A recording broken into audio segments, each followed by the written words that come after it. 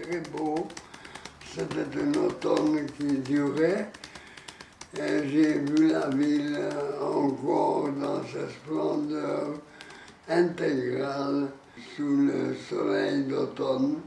Et c'est un souvenir qui m'est bien resté. Après, la ville était détruite. Les automnes se changeaient en brume et en hiver.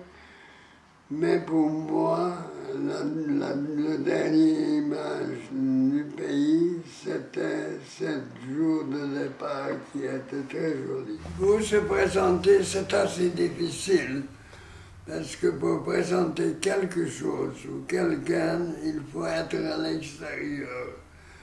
Tu n'es pas à l'extérieur de toi-même. Mais on peut essayer. Ma mère, qui était très épuisée après ma naissance, comme c'est naturel, elle se plaint à la clinique en disant mais on frappe ici les portes, il y a un bruit, je ne peux pas dormir. On a dit madame, il n'y en a pas de bruit, mais il y a la canonnade à 20 km de Budapest et vous entendez ça.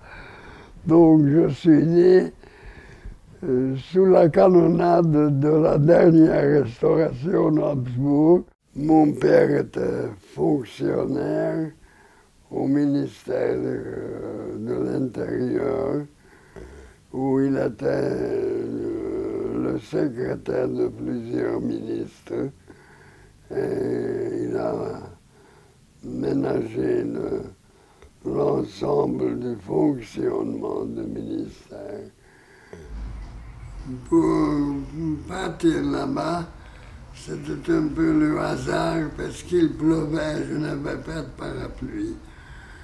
Donc je me suis trouvé près de Gare Saint-Lazare et je suis entré sous un portail jusqu'à ce que la pluie cesse. J'ai regardé qui est-ce qui habite la maison. Il y avait des architectes et des dentistes. Et je vois tout d'un coup le consulat général argentin. Alors j'ai dit, mais au consulat, il doit être chaud. Et peut-être on reçoit un café. Je suis donc monté. On m'a demandé ce que je voulais, alors il fallait dire quelque chose. J'ai dit, je voudrais voir les conditions d'émigration en Argentine. La généalogie, d'après l'occupation soviétique, était interdite en Hongrie. On ne pouvait pas faire de généalogie. Et on a même détruit beaucoup de livres. Donc j'ai réuni autant de livres que possible. J'ai une collection presque complète, dont il y a certains qui sont uniques à tel point que quelquefois les archives nationales me consultent à moi sur certains contenus de livres, puisque leur exemplaire était anéanti ou confisqué. Vous êtes ici dans la partie la plus ancienne de ma bibliothèque.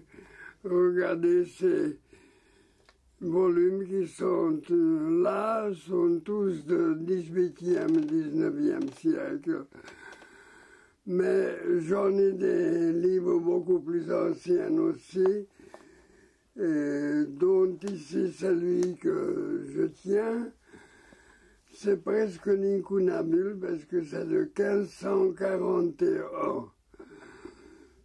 C'est un livre scolaire pour apprendre le latin. Très très beau ce petit livre. Oui. J'en ai plusieurs de ce genre.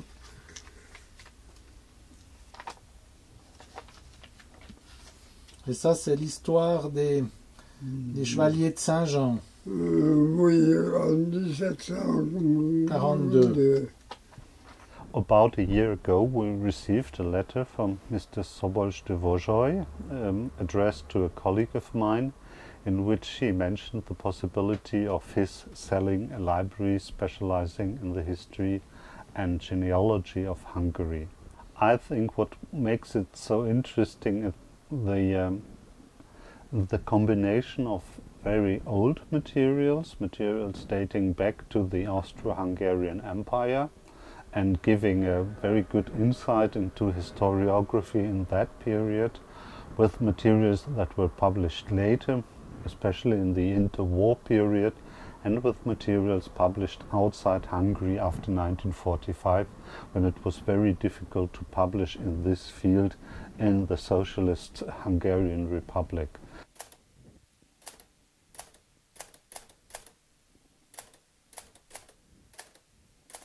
Sans foi, c'est difficile de vivre. Il faut avoir foi en quelque chose, que ce soit le bon Dieu, que ce soit le hasard, que ce soit les circonstances, mais on a de foi quelque chose qui est l'avenir.